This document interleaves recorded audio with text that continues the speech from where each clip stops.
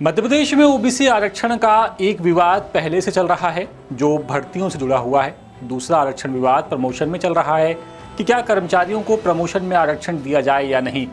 और अब एक तीसरा विवाद जो ओबीसी आरक्षण से ही शुरू हुआ वो तो प्रदेश के नगरीय निकायों तक पहुंच गया है और विवाद इतना बड़ा हो गया है कि महाधिवक्ता प्रशांत सिंह को हाईकोर्ट में माफी मांगनी पड़ गई है। चलिए पूरी खबर आपको विस्तार से बताता हूं। नमस्कार, मेरा नाम है अतुल द्विवेदी और आप देखना शुरू कर चुके हैं द सूत्र। दरअसल मध्य प्रदेश में निकाय चुनाव के दौरान लागू किए गए ओबीसी आरक्षण से ये विवाद शुरू हुआ। श्योपुर नगर पालिका अध्यक्ष के निर्वाचन से जुड़े हुए मामले की सुनवाई के दौरान हाईकोर्ट ने सरकार और अधिकारियों के काम करने के तरीके पर कड़ी नाराजगी जताई। दरअसल मध्य प्रदेश में साल 2022 के निकाय चुनाव में ओबीसी को 27% आरक्षण दिया गया था और ये मामला सुप्रीम कोर्ट तक पहुंचा। सुप्रीम कोर्ट के निर्देशों के बाद राज्य निर्वाचन आयोग को जल्दबाजी में चुनाव कराने पड़े। नगर निगमों में महापौर का चुनाव सीधे जनता ने किया, जबकि नगर पालिका और नगर परिषद के अध्यक्षों का चुनाव पार्षदों के जरिए करवाया गया। लेकिन पेच यहीं फंसा, क्योंकि चुनाव तो करवा लिए गए लेकिन नोटिफिकेशन जारी नहीं हुआ। दरअसल निकाय चुनाव खत्म होने के बाद नगर निगमों के महापौर और पार्षदों के रिजल्ट का औपचारिक गजट नोटिफिकेशन सरकार ने जारी कर दिया था, लेकिन नगर पालिका और नगर परिषद के अध्यक्षों का औपचारिक नोटिफिकेशन नगरीय विकास एवं आवास विभाग जारी करना भूल गया या जारी नहीं किया। इसी वजह से अब कोर्ट में सवाल उठ रहा है कि बिना नोटिफिकेशन के क्या ऐसे अध्यक्ष अपने अधिकारों का इस्तेमाल कर सकते हैं। और ये जो मामला सामने आया, इसके सामने आने की जो वजह है वो भी अपने आप में बड़ी रोचक है। दरअसल श्योपुर नगर पालिका अध्यक्ष हैं रेणु गर्ग। इनके निर्वाचन से जुड़ा हुआ विवाद इस समय ये जो विवाद था इनके निर्वाचन से जुड़ा हुआ, इसी ने इस पूरे मामले को हाईलाइट किया।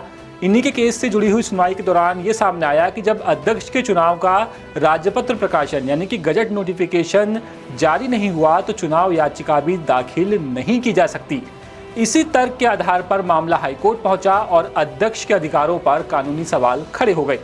बता दें कि अक्टूबर 2025 में हाईकोर्ट ने इस मामले में महत्वपूर्ण आदेश दिया था। कोर्ट ने कहा कि अगर सरकार ये मानती है कि बिना गजट नोटिफिकेशन के चुनाव याचिका नहीं लग सकती तो फिर बिना नोटिफिकेशन के अध्यक्ष ने पद कैसे ग्रहण किया। इसके बाद कोर्ट ने श्योपुर नगर पालिका अध्यक्ष रेणु गर्ग को अध्यक्ष के तौर पर काम करने से अंतरिम तौर पर रोक दिया। तब से मामला कोर्ट में लगातार सुनवाई के अधीन है। मामले में उस वक्त नया मोड़ आ गया जब चंबल संभाग के कमिश्नर ने श्योपुर के तत्कालीन कलेक्टर जो उस वक्त के निर्वाचन अधिकारी भी थे उन्हें मामले में क्लीन चिट दे दी। हाईकोर्ट ने इस रिपोर्ट को गंभीरता से लेते हुए ये कहा कि ये जो जांच हुई है यह सिर्फ औपचारिकता बनकर रह गई है। कोर्ट ने इसे आई वॉश और धोखाधड़ी जैसी कठोर टिप्पणियों के साथ खारिज करते हुए पूरे मामले की जांच मुख्य सचिव को सौंप दी। मामले की सुनवाई के दौरान सरकारी वकील ने ही आपत्ति दर्ज की थी। कहा था कि याचिका समय पूर्व की है यानी पहले की, लेकिन यहाँ पर सवाल ये खड़ा हो गया कि अगर याचिका पहले की है और राजपत्र प्रकाशन नहीं हुआ तो अध्यक्ष काम कैसे कर रहे हैं। लेकिन इसके बाद सरकारी वकील ने अपने हाथ पीछे खींच लिए। इसके बाद हाईकोर्ट ने महाधिवक्ता से सीधे सवाल करते हुए कहा कि क्या आपके सरकारी अधिवक्ता आपके नियंत्रण में नहीं है। कोर्ट ने कहा कि एक ही मामले में विरोधाभासी रुख अपनाना न्यायिक प्रक्रिया के साथ गंभीर लापरवाही है। इसके बाद महाधिवक्ता को हाईकोर्ट में माफी मांगनी पड़ी। उन्होंने कोर्ट के सामने साफ किया कि जो समय पूर्व याचिका वाली आपत्ति ली गई है वो सरकार का आधिकारिक रुख नहीं था। इसके बाद उस आपत्ति को वापस लेने की बात भी महाधिवक्ता ने की। अब इसका असर क्या हो सकता है ये भी जान लीजिए। तो सुनवाई के दौरान कोर्ट ने कहा है कि अगर सरकार ये मानती है कि बिना गजट नोटिफिकेशन के अध्यक्ष अधिकार नहीं चला सकते तो इसका असर पूरे प्रदेश के नगर निकायों पर पड़ेगा। जस्टिस अहलुवालिया ने कहा है कि अगर कोर्ट ने इसी आधार पर फैसला दिया तो प्रदेश में बड़ा प्रशासनिक संकट खड़ा हो सकता है।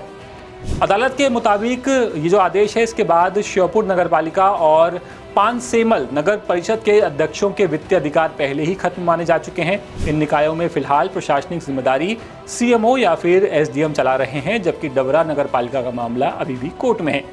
कानूनी विशेषज्ञों का मानना है कि अगर कोर्ट ने बिना गजट नोटिफिकेशन वाले अध्यक्षों के अधिकारों को अमान्य माना तो इसका असर पूरे प्रदेश पर पड़ सकता है, यानी 395 नगरीय निकायों पर। इनमें लगभग 98 नगर पालिकाएं और 297 नगर परिषद शामिल हैं। यानी खुद सोचिए, एक तरफ सरकार जो गजट नोटिफिकेशन जारी करना भूल जाती है और मामला जब कोर्ट पहुंचता है तो कोर्ट में भी मामला कब सामने आता है, किसी और याचिका के बहाने, जब उस याचिका पर सुनवाई होती है। यानी गजब गजब मामले मध्य प्रदेश में सामने आ रहे हैं और लगभग 3 साल तो हो ही चुके हैं इन अध्यक्षों को काम करते हुए। अब ऐसे में कोर्ट के इस फैसले के बाद कितना असर पड़ेगा, ये देखने वाली बात होगी। ये पूरी खबर जबलपुर से हमारे विशेष संवाददाता नील तिवारी लेकर के आए थे। अपडेट्स के लिए आप बने रहिए द सूत्र के साथ। नमस्कार।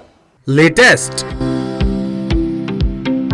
इन्वेस्टिगेटिव और इन डेप्थ खबरें देखने के लिए ज्वाइन कीजिए द सूत्र का व्हाट्सएप चैनल, सब्सक्राइब कीजिए यूट्यूब चैनल, लाइक कीजिए फेसबुक पेज और पढ़ते रहिए www.daसूत्र.com।